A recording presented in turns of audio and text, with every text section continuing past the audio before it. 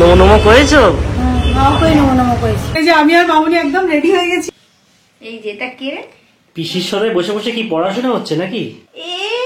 তো আমাদের মোটামুটি লাস্ট আড্ডা বসেছে। হ্যাঁ, তো কালকেই আমরা পুনে ফিরে যাচ্ছি, আমাদের সকালের ফ্লাইট। কলকাতা ছাড়ার আগে বিরিয়ানিটা ছাড়া গেল না। Good morning SS family, welcome back to the channel. তো সকাল সকাল স্নান টান সেরে আমি একদম দেখো রেডি হয়ে গেছি। তো আমরা সবাই মিলে এখন যাচ্ছি বগলা মায়ের মন্দিরে পুজো দিতে। আমি জানো তো এবারে কলকাতায় এসেছিলাম, এটা মনে ভেবেই এসেছিলাম যে যাই হোক না কেন আমি মায়ের মন্দিরে তোজোকে নিয়ে গিয়ে একবার পুজো দিয়ে আসবো এবারে।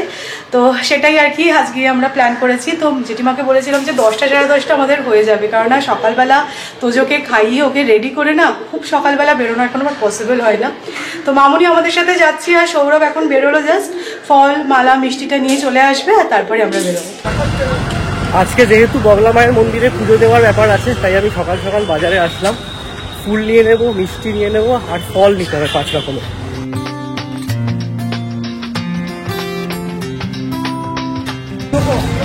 মিষ্টি নেওয়া হয়ে গেছে, এবার ফুলটা নেব।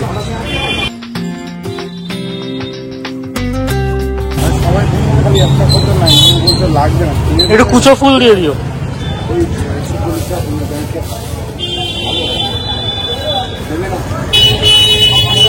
লাস্টলি ফলটাও নিয়ে নিলাম। এই যে আমি আর মামুনি একদম রেডি হয়ে গেছি, আর এখানে সব পুজোর জিনিস গুছিয়ে নিয়ে নিয়েছি। তো মামুনি বলছে এভাবেই নিয়েছো, আর থালা একটা নিয়ে নিয়েছি সাথে, তো ওখানে গিয়ে সুন্দর করে সাজিয়ে পুজো দেবো। চলো, এখান থেকে সাজিয়ে নিয়ে যাওয়া পসিবল না। হ্যাঁ, এদিক ওদিক হয়ে যাবে। চলো চলো টাটা, চলো টাটা যাবো।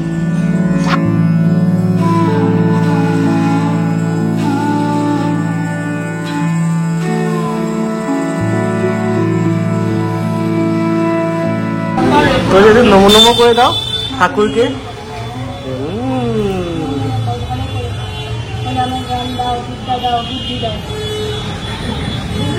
নমো নমো করেছো? নমো নমো করেছি।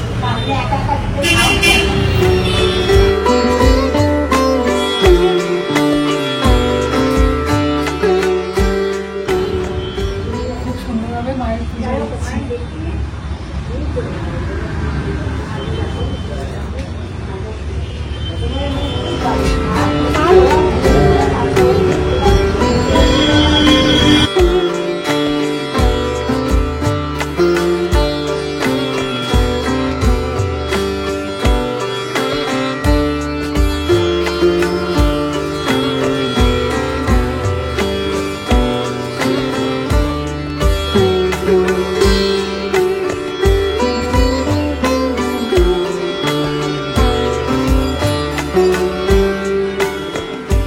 আমাদের খুব সুন্দর পুজো দেওয়া হলো, আর তারপরে এখন ওপরে এসেছি জেঠিমার সাথে আড্ডা দিতে। ভাবছি জেঠিমা অনেকদিন হয়ে গেছে তোমার সাথে আর ফোনেও সেভাবে কথা হয় না। তো যাই হোক, খুব ভালো লাগলো, খুব ভালো পুজো দেওয়া হয়েছে। কখন থেকে বলছি জেঠিমা এবার উঠি, হ্যাঁ এবার উঠি, কিন্তু ওই পক পক হয়েই যাচ্ছে। না আসলে গিয়ে তোজোকে স্নান করাতে হবে, তো তাই কিচ্ছু হবে না, একটা দিন দেরি হলে কিচ্ছু একটা দিন দেরি হলে কিচ্ছু হবে না, চলে যাবে নিজের দেশে, আবার তখন সব টাইম মতন হয়ে যাবে। হ্যাঁ এটা ঠিকই বলেছি, এই আড্ডাগুলো মিস করি। এইটাই তো হয়। জেঠুর এখনো পুজো হয়নি, পুজো করছেন, আমরা পুজো দিয়ে ওপরে আসলাম। ওপর থেকে জেঠিমার সাথে কথা বলে নিচে এসেছি, জানি মাকে একবার প্রণাম করে আমরা বাড়ি ফিরে আসবো। আর তখনই দেখি ঠাকুরমশাই মাকে আমারই দেওয়া শাড়িটা পরাচ্ছেন। তো ওয়েট না করে আর থাকতে পারলাম না, দেখো কি সুন্দর লাগছে দেখতে। নিজে পছন্দ করে মায়ের জন্য এই শাড়িটা নিয়ে এসেছিলাম, আর সেটা মাকে পরতে দেখি খুব ভালো লাগলো। সুন্দরভাবে পুজো দেওয়া হলো, এবার আমরা বাড়ি ফিরছি। আচ্ছা, তোমরা অনেকেই আমাকে জিজ্ঞাসা করো যে সৌমি বগলা মায়ের মন্দিরটা কোথায় এক্স্যাক্টলি একটু বলো। তো আমি অ্যাড্রেসটাও আজকে ব্লগে মেনশন করে দেবো। আর এটা হচ্ছে টবিন রোডে, বিটি রোড, টবিন রোড, বড়নগরে। টবিন রোডে। তো এসে এখানে কাউকে জিজ্ঞাসা করলে তোমাদের বলে দেবে। খুব পুরনো মন্দির, জাগ্রত মায়ের মন্দির, তোমরা এসে দর্শন করতে পারো। আর এটা হচ্ছে কি টবিন রোডের মোড়টা, ঠিক তার পাশেই।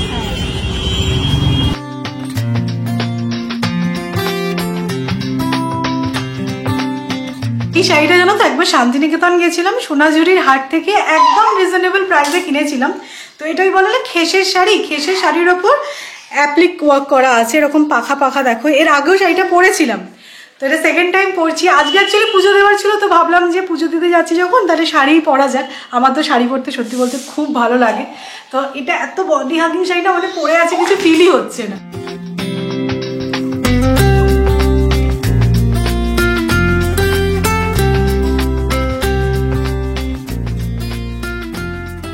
তো আমাদের লাঞ্চ হয়ে গেছে, একটু ছাদে আসলাম আর তোজোর কটা জামা ছিল হাতেই ধুয়ে দিলাম।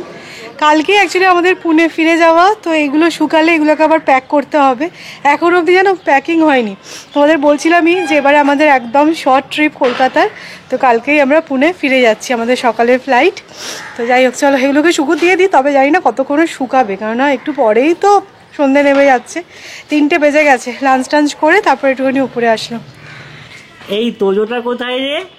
ছাতে দৌড়াদৌড়ি করছে বুঝি?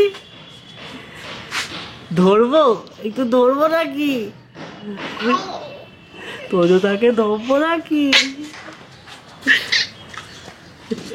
এই তোজোটা কোথায় রে? এইখান দিয়ে কি করছে গুলগুলি দিয়ে? ধর তো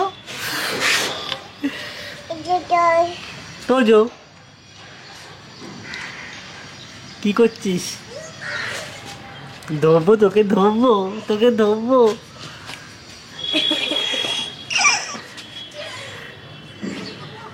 ছাতে আসলে সত্যি তোজো এত এনজয় করে, কিন্তু খুব বেশিবার তোজোকে ছাতে আনাই গেল না। মাঝে বেশ কিছুদিন ক্লাউডি ছিল ওয়েদারটা, তোজোর জানোই তোমরা, সর্দি জ্বর হয়ে গেছিলো। তো ঠিক আছে, আজকে দেখলাম ওয়েদারটা একদম ভালো ওয়ার্ম আছে। ডিসেম্বরের ফার্স্ট উইক হয়ে গেল, খুব একটা যে ঠান্ডা পড়েছে সেরকমটা বলা যায় না। তো কালকে আমরা পুনে ব্যাক করছি শুনে তোমরা জানি অনেকেই হয়তো কমেন্ট করে লিখবে যে সৌমিক তো আরও বেশ কিছুদিন থেকে গেলে পারতে। দেখো, থেকে গেলে তো আমাদের সবচেয়ে বেশি ভালো লাগতো, বাট কিছু করার নেই। দ্য মেইন রিজন ইজ আমার এখন অফিসে যে রেজিগনেশন, তাতে 14 দিনের বেশি বেস্ট লোকেশনের বাইরে থাকা সম্ভব নয়। তোমাকে কোনো স্পেশাল রিজন দেখাতে হবে, বাবা মায়ের অসুস্থতা বা নিজের অসুস্থতা, সেই কারণে থাকা যায় অবশ্যই, বাট ক্যাজুয়ালি থাকা যায় না। তো 14 দিনেরই মোটামুটি ছুটি ছিল আমাদের, 2 সপ্তাহ। কালকে ব্যাক করছি, কিছু করার নেই, আবার আসবো তো অবশ্যই কলকাতায়। বাট হ্যাঁ, এই কদিন যে স্পেন্ড করলাম ভীষণ এনজয় করেছি। ছাদ থেকে নেমে এতক্ষণ আমি আর সৌরভ মিলে প্যাকিং করছিলাম।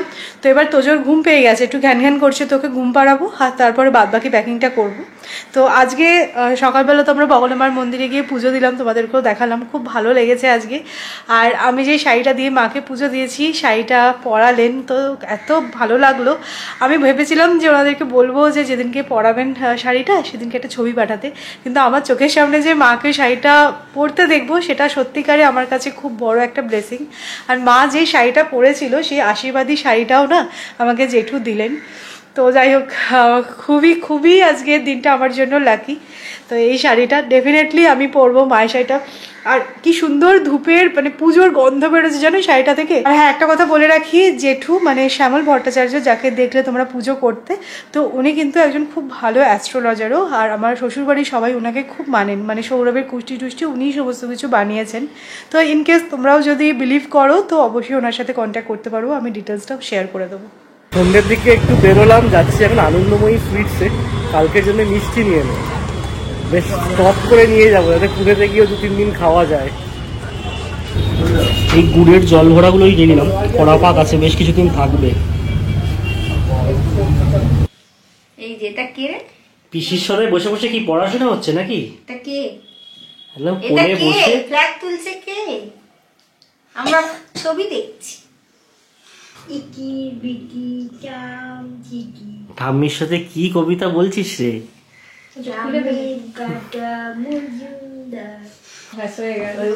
আমি করে করছি দেখ না। ও ইকির মিকির করছে নাকি? ঠাম্মি ভালো করে শিখিয়ে দিয়েছে। তুমি এখনো শিখতে পারোনি, যাও ঠাম্মির থেকে ভালো করে শেখো, আরেকবার একটু শিখতে হবে। ইকি বিকি তুমি করো, তুমি করো। আঙুলের ওপর করতে হবে, টেবিলের ওপর নয়। টেবিলের ওপর করতে এই হবে এই না। যে আমার মতো আমার মতো আমার মতো ইকি বিকি চাম চিকি। তো আমাদের মোটামুটি লাস্ট আড্ডা বসেছে। হ্যাঁ, সান্ধ্যকালীন আড্ডা। জামাইবাবু এসেছিল, ভেজিটেবিল চপ নিয়ে এসেছিল, আমরা ভেজিটেবিল চপ দিয়ে চা খেলাম। আজকে আমাদের ডিনারে কি মেনু ছিল? হ্যাঁ, কি মেনু ছিল আর কি মেনু হচ্ছে এটাই বড় রুটি, ব্যাপার। বাঁধাকপির তরকারি, হ্যাঁ। আর তার সাথে ছিল বেগুন ভাজা। হ্যাঁ, মামুনিমা বলছে বেগুন ভাজাটা মিস করো না, বেগুন ভাজাও ছিল। বাঁধাকপির তরকারি বানানো হয়ে গেছিল, তো মাকে বললাম মা রুটি বানিয়ে কাজ নেই, আর আচ্ছা, বাঁধাকপির আচ্ছা, তরকারিটা আচ্ছা। যখন বানানো হয়ে গেছে আমরা কালকে সকালবেলা পুনে নিয়ে চলে যাবো, ওটা নষ্ট তো হবে না। হ্যাঁ, সেটাই মামুনির কথা চিন্তা করি আমরা মামুনিকে বানাতে দিই রুটিটা, তাই তো। হ্যাঁ, আজকে অ্যাকচুয়ালি দেখো পুজো দিয়ে আসতে করতে এমনি লেট হয়ে গেছে, late হয়ে সকালবেলা গেছে, তাড়াহুড়ো করে হ্যাঁ। রান্না করতে হয়েছে না, অনেকটা প্রেশার গেছে সকালবেলা। তো আর এবার চাপ দেওয়া তোমার যায় না। কথায় এসো, কি ব্যাপারটা, মেনুটা কি? তো লাস্ট মেনুটা কি এমন করে বলছে যেন পুরোটাই আমার ইচ্ছা, নিজের কোনো ইচ্ছা ছিল না। ডিবাপি সেদিনকে ডিবাপি হ্যাঁ, এত সত্যি, এত ভালো ভালো লেগেছে, লেগেছে। মানে মাটনের পিসটা জাস্ট অসাধারণ ছিল। আমরা আর্সেলানও খেয়েছি, অন্যান্যও খেয়েছি, আউদও খেয়েছি, বাট মাটনের সেদিনকে পিসটা দিদি খেয়েছিল চিকেন বিরিয়ানি, দিদিকে আজকে বললাম যে চিকেন বিরিয়ানি একদমই খেও না, মাটনটাই ট্রাই করো। দিদিকেও আটকে দিয়েছি, বলছি না হ্যাঁ। তুমি এখান থেকে খেয়ে যাও, সবার জন্য মাটন বিরিয়ানি আনা না আজকে কি হয়েছে জানো তো, অর্ণবে আসার সময় মানে প্ল্যান ছিল যেটা রোল আনার, আমরা কলকাতায় এসে রোল খাওয়া হয়নি তো রোল আনা হবে। এবার ও ফোন করেছে কি রোল নিয়ে যাবো, তো আমরা বলছি না না রোল আনতে হবে না, ও আমাদের হতাশ plan হয়ে পুরো change গেছিল হয়ে গেছে। যে কেন রোল কেন নিয়ে আসবো না, তো বলছি না রোল নয় বিরিয়ানি। স্ন্যাক্স দিয়ে কাজ সারলে হবে না, আজকে তো ডিনারটা জম্পেশ Dinner। করতে হবে, লাস্ট দিন বলে কথা। যাই হোক, মা ওই জন্য এখন আরামসে বসে আড্ডা একদম দিচ্ছে। বসে বসে গল্প করছি। আমাদের চা কখন খাওয়া হয়ে গেছে, চায়ের চায়ের কাপগুলো কাপটা তোলা হয়নি। তোলা হয়নি, গল্পই হয়ে যাচ্ছে। কাবু এই তো সবাইকে পিকাবু করে দিয়েছো।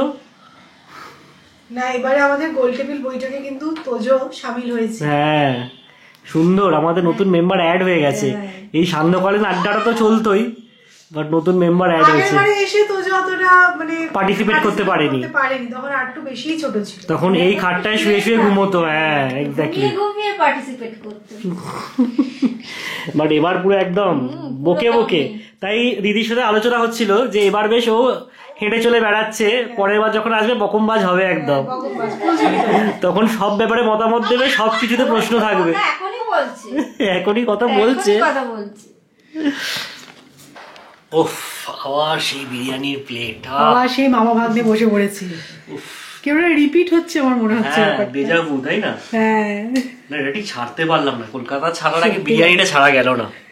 আর সেই ডিবাপির পিস, আহা পুরো জিভ দিয়ে জল গড়াচ্ছে। চলো আমিও নিয়ে নিয়েছি, একসাথে খাওয়া যাক। দারুণ, আগের দিনের মতন টেস্ট। তার থেকে বেটার। আগের দিনটা অ্যাকচুয়ালি আমরা সোদপুর থেকে এনেছিলাম, ওইটা সুগি করিয়েছি মধ্যমগ্রাম থেকে, একদম খোদ আড়ত থেকে এসছে। তাই টেস্টটা আলাদা।